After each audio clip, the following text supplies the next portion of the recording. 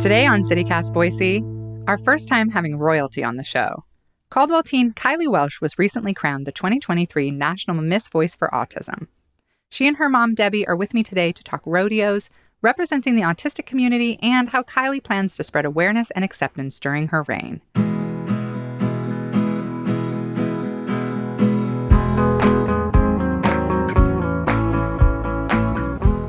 It's Thursday, March 2nd. I'm Emma Arnold, and this is what Boise's talking about.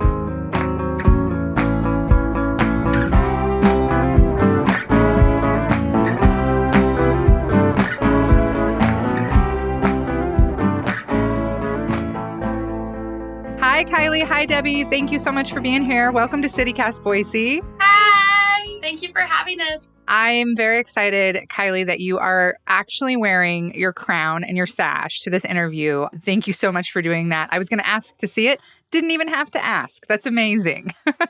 Thank you. It is pretty amazing. Well, congratulations, by the way. Let's start with that. Thank you. How does it feel to be the 2023 National Miss Voice for Autism? It feels amazing. This time means so much. I met a boy and his family as we were leaving the restaurant, and his son has autism. And he asked me to take a picture with him. Oh, that's so sweet. I also have a kid with autism, and two of my nephews have autism. So I just think this is so great that you're bringing awareness to this and that you're clearly being such an amazing role model for kids with autism. And I heard that the competition was in Gulf Shores, Alabama in December, which must have been nice. Yes, I'm going to live there. I lived there very briefly, and it is so warm and so beautiful. It's just such a perfect spot. What was your favorite thing about it? My favorite thing is the national pageant retreat and the ocean and the shells and the sweet tea. The sweet tea. I love that. That was one of my favorite things about living there, too. The food, too. Did you like the food down there? Oh, yeah. I'm having a seafood barbecue. Oh, yeah. Every night. Oh, so good. I heard that you made a lot of good friends down there, too. Yep. Sandra and Deanna, my Sash sisters. Sash sisters. That's so cute. I love that. Well, it sounds like you had a great time, and I saw a photo of you in the dress that you wore, and you looked amazing. What a gorgeous dress. Thank you. Can you describe it for our listeners? And also, where did you get it? It's not from here. It's from the studio down in Ozark, Alabama, and they have great coffee. Oh, coffee and dresses, huh?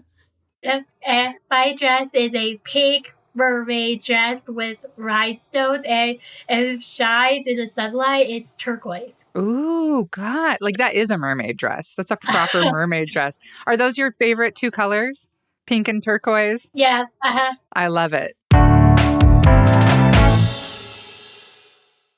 Debbie, what's it like to be Kylie's mom and to see her win this contest? I bet it must have just felt really incredible. It's still one of those feelings that we still feel like we just can't believe it happened. We're so honored and just so excited for her to have this opportunity. Not only is it a way that she can be a voice for those with autism, but also just to watch her grow and to watch her confidence level and to watch her who has autism just take this and be that voice outlet for those others, but also for herself. So it's very exciting. An amazing thing to do at such a young age. How has life changed for Kylie and for you since she won? I know she's been getting a lot of local and national attention. That's been kind of the whirlwind. It's kind of overwhelming. We have people that reach out to us through social media and they're like, oh, hey, I've heard about you. I'm like, oh, cool. And Kylie and I are like, who's this? And we have to kind of do some research because we're like, but it's exciting. And to even know that, although we are from Idaho, but to know that literally this is a national title. When we were in an airport with our last trip in February, we actually had somebody approach us and they're like, oh, hey, I know National Voice for Autism. Can I have a picture? And of course, we're like, yeah, sure.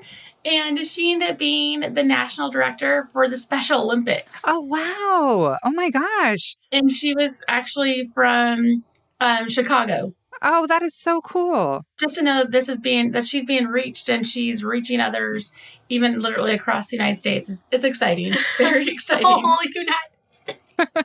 Kylie, what's it like to be famous? It feels amazing to be famous. That's so great. Besides being the winner of this national award, I understand, Kylie, that you also love rodeo, which I also love. Tell me about that. What do you love about rodeo? What do I love about rodeo is how you stay focused and in control of the horse and how you sit up straight and no slouching. And you have to keep your heels out, toes up in the stirrup. Oh, yeah. And I participate in the IGRA, Idaho Girls Rodeo Association, barrels and poles. Barrels and poles. That's so amazing. You do so much. You're only 17. You've already accomplished so much. I'm curious. So, like, what do you want to be when you grow up? What I want to be is when I grow up is a equine vet technician. Oh, that's so cool. Do you love all animals, not just horses? Yes, I love unicorns, bunnies, Mermaids. and That's mermaids. that's so great. Debbie, I know there's been like a ton of travel and there's more coming up for Kylie and you. What's next on the calendar? So actually, we have been asked to be the guest speakers at the Wiregrass Voice for Autism Awareness Gala that will be held back in Alabama. It's going to be back in Ozark. I'm so excited you could go back to Alabama. Oh, yes, too. me too. It is very exciting. And they are looking forward to just hearing her story and hearing how we are as with parents with going along and just helping her and helping her through life. And we're excited for that opportunity. And then from there, we have a slight break. And then we start travel back up in September and then all the way through the end of the year. Oh, wow. So just busy, busy. That's so cool. And then where did you say you're going in September? So she's been featured in 2 magazines. One that's called More Than a Crown, that is based out of Virginia. Another one that is called the Platform Magazines, and that is actually on newsstands in New York. Oh, cool. And so we were going to take the opportunity and go ahead and travel to those states and just visit and just see where we can fit in. I know she wants to have meetings with like governors and city councilmen and just kind of talk and learn about other states and see where they're at with their autism awareness. I know when we went to Alabama, this is where it's based out of. And so hearing about that, we were like, we want to hear more and how they have a community that is backing it 100%. So like, well, how can we take that back to Idaho? And so we're just kind of trying to gather what we can. Yeah, that's so cool. What do you wish, both of you, what do you wish more people understood about autisms? I know with my son, people have a lot of misconceptions, a lot of things they don't understand. What would you like for people to know about autism?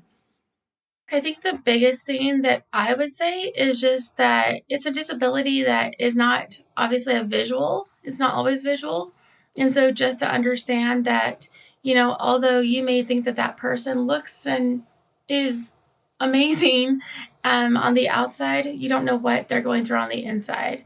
And just being patient with them. And I would say, honestly, asking them. Asking questions and learning more about them would make them feel that accepting and that acceptance. And that's really what they want. They want to be accepted. Kylie, what would you like people to know about having autism? What I want them to know about autism awareness is that everyone has a brighter future and a brighter world. Well, that's a beautiful sentiment, and you are clearly proof of that, Kylie. How can the community help Kylie keep up her mission of autism awareness? What can we do? We encourage those out there to follow her on social media. She does have a Facebook account. She has an Instagram, and we're also on TikTok. And then we do have a GoFundMe that is set up. And so we're always looking for donations for like travel expenses. And then just to, help be an encouragement to us as we are trying to be to those out there. We are going out into the community as often as we can just to do whatever we can to help out. Yeah, I really encourage people to check out that GoFundMe. Debbie, Kylie's future is so bright, and it's clear that, your family is there to support and encourage her. But I'm guessing, I guess this is for both of you. There must have been some really challenging days along the way. What would you tell other parents in Boise who have children with autism and are struggling right now? I think the biggest thing is never give up. That there's always that bright light, in the future, and that bright light is going to be that one. Honestly, that's in front of us with autism. It is hard. It's very hard because the autism spectrum is it's so much. However, just knowing that they can be that light and they can just shine, and just let them shine. And again, I would say definitely just don't give up.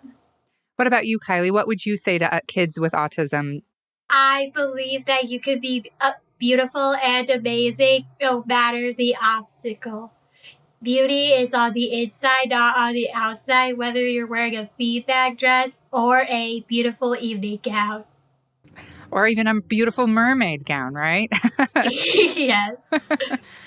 Well, thank you both so much for making time to talk with us. Thank you for wearing the crown and sash. I feel like I'm in the presence of royalty, and I look forward to all your travels and your adventures. Thank you so much, Emma. We appreciate it. Thanks, Emma. We really appreciate it.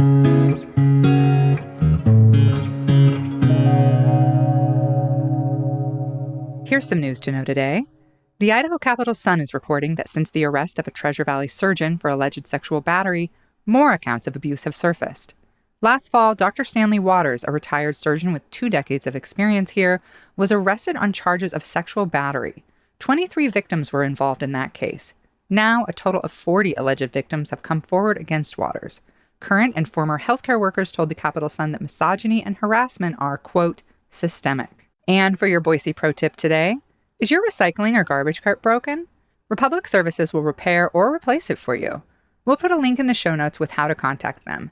And be sure to keep your carts separated by about 3 feet in your alley or your drive. That will make it easier for the truck drivers to grab them and keep moving without spilling garbage on the street.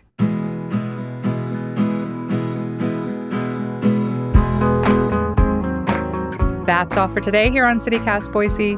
If you enjoyed the show, why not tell a friend? Leave us a review and subscribe to our Hey Boise newsletter. We'll be back tomorrow morning with your weekly news chatter. Bye!